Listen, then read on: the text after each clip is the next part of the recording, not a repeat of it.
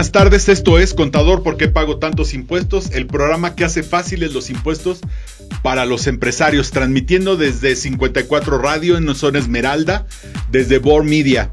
Y esta tarde tenemos un tema interesante.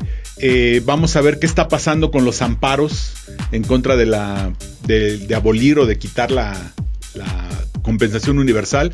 Para ello tenemos a Eli, una abogada que socia de ahí del despacho de nosotros, de Alfredo y de mí. También tengo a Alfredo, que nos va a ayudar con sus comentarios siempre tan atinados. Una de las reformas más controversiales de este año, del 2019, fue haber quitado la compensación universal, la que nos permitía compensar saldos a favor de cualquier impuesto, contra cualquier impuesto, valga la redundancia, ¿no? Sabemos que esto tenía una dedicatoria, ¿sí? Porque como en todos los beneficios que a veces nos otorga la ley, pues algunos hicieron abusos e incluso, vamos a hablarlo claramente, ¿no, Eli? Abusos y fraudes, ¿no? Si creaban saldos a favor de IVA ficticios y los acreditaban contra retenciones, y ahí estaban refugiados los asimilados a salarios. Entonces creo yo que esto fue con dedicatoria para ese tipo de contribuyentes. El asunto es que, como todo lo que hacen en México, lo fácil es quitarlo, ¿no? Y entonces en derogar o en quitar la compensación universal, pues afectaron a otro tipo de contribuyentes que realmente la estaban usando y que realmente la necesitan. Pero coméntanos, Eli, ¿cómo van los amparos? ¿Con base en qué se ampararon los contribuyentes, tus clientes o los clientes que tú amparaste? ¿Cuál fue la base de ese amparo? El estatus que hoy guardan los amparos es lamentable, en el sentido de que los juzgadores en su gran mayoría decidieron negar la suspensión. Me explico. El alma de todo juicio de amparo, el alma, el que brilla el juicio de amparo, es la suspensión, el otorgamiento de la suspensión, que es una especie de una medida cautelar. Esta reforma viene mediante la Ley de Ingresos de la Federación para el ejercicio fiscal 2019, aun cuando la figura de la compensación es regulada en la norma general en materia fiscal, en el artículo 23 del Código Fiscal de la Federación. Viene esta sustitución, porque así ese verbo ocupó el legislador a la hora de emitir la Ley de Ingresos de la Federación, de ya no vas a aplicarte lo que establece el 23, sino en sustitución, dice, de esa norma, vas a aplicar lo que aquí te digo, mediante Ley de Ingresos. Y que básicamente se refiere a no ocupar esos saldos a favor que por la propia mecánica de los impuestos tienen muchos contribuyentes. Ya no los vas a poder aplicar en impuestos diferentes. ¿Qué ocurre con esta Ley de Ingresos? Permite o impide que ocupemos saldos a favor. ¿Cuál es el argumento de este amparo? O sea, ¿sobre qué fundamento? O sea, me quitaste algo, no necesariamente el amparo es contra mis garantías, ¿no? Así es. Es porque me afectaste mis garantías. Digamos que, ¿qué garantía afectó? Lo que me gustaría saber, ¿en qué está fundamentado este amparo? Sí, la interpretación que ha hecho el Poder Judicial y los estudiosos de la fracción cuarta del 31 constitucional, que esencialmente recoge los principios constitucionales en materia tributaria, es muy clara. Si bien nosotros, al leer esa parte normativa en la Constitución, habla de 4 principios esenciales que tienen que ver con la legalidad, la proporcionalidad, la equidad y el destino al gasto público, también lo es que la interpretación que se hace a esos principios es mucho más amplia que leerlo de manera fría. Entonces, argumentos existen bastantes. Los más relevantes justamente tienen que ver con la afectación a la proporcionalidad, en el sentido de que se nos impide en una manera fácil recuperar esos saldos a favor. O sea, se está dando, déjame, si es así, confírmamelo, y si no, acláramelo. O sea, se está dando un trato diferente a iguales. También el principio de equidad. El Poder Judicial toma decisiones a partir de los efectos, por lo menos en tratándose de la materia tributaria de la que soy experta.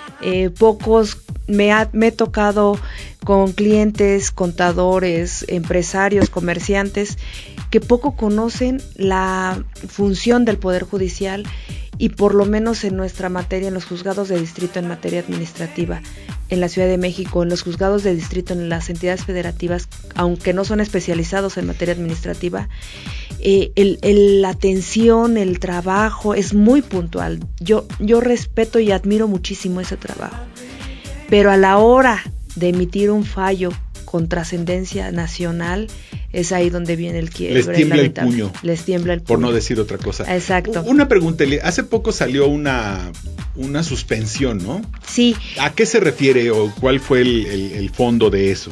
Sí, el Poder Judicial tiene dentro de sus atribuciones emitir criterios, ya sea mediante tesis aisladas o jurisprudencias, que tienen que ver con la interpretación que se hace a las normas en un caso concreto. Eso significa una jurisprudencia, es una interpretación que se hace a las normas, a la luz de hechos y realidades concretas.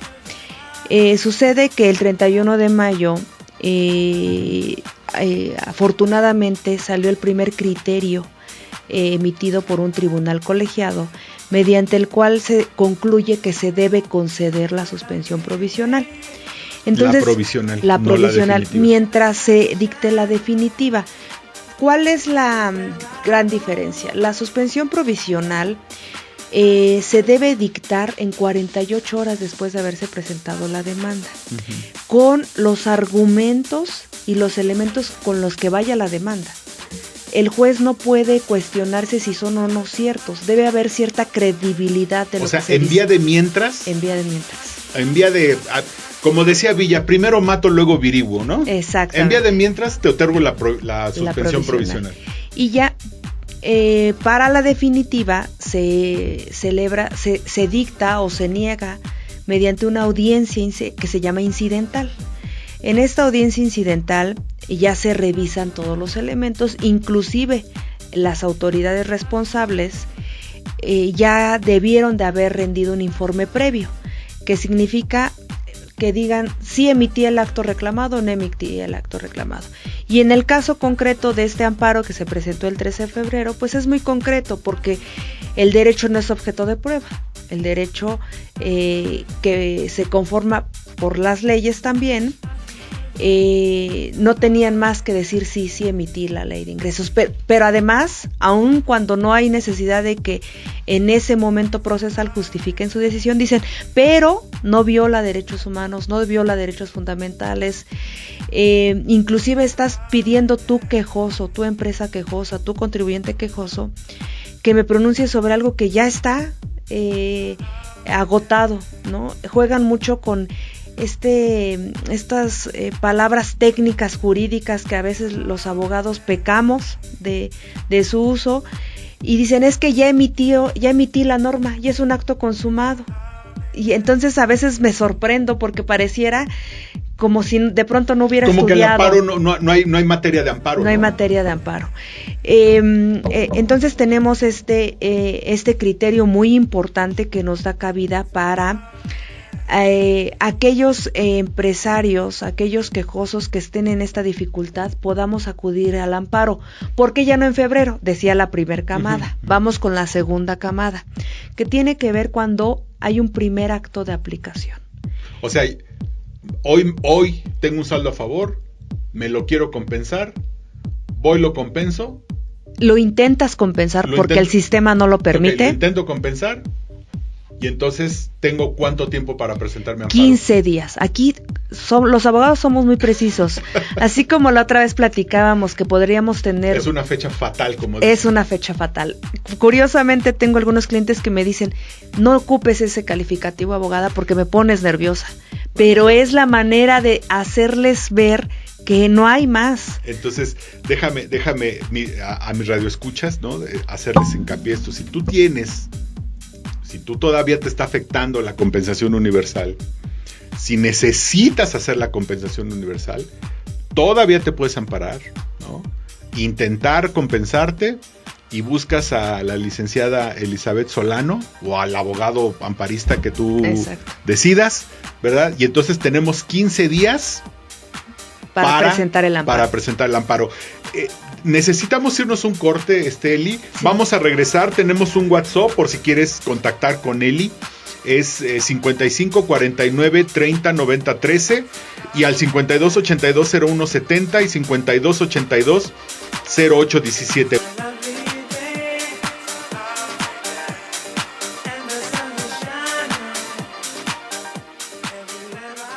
Regresamos a Contador, ¿por qué pago? Trae a colación con menor grado de probabilidad, pero lo existe. Es que sí nos lo concedan, porque este criterio que conocimos el 31 de mayo así lo data. Entonces, podemos tener un buen resultado, esa probabilidad, aunque sea mínima, pero el hecho de que exista, de verdad que es bueno y positivo. Pues me da mucho gusto.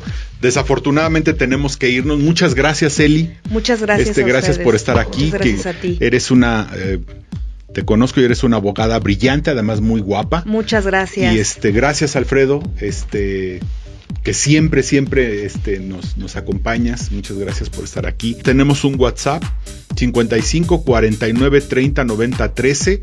Allí puedes preguntarnos, mandas un WhatsApp. Si quieres hablar con Eli directamente, ella se puede poner en contacto con cualquiera de quienes nos están oyendo. También si quieres hablar con alguno de nosotros, 52 82 01 70 o 52 82 08 17 o en nuestras redes sociales, en Facebook, ¿por qué pago tantos impuestos? Allí también puedes dejarnos algún recado. Y pues nos vemos para la próxima semana en un programa más acerca de los impuestos que sean fáciles para los empresarios. Muy buenas tardes.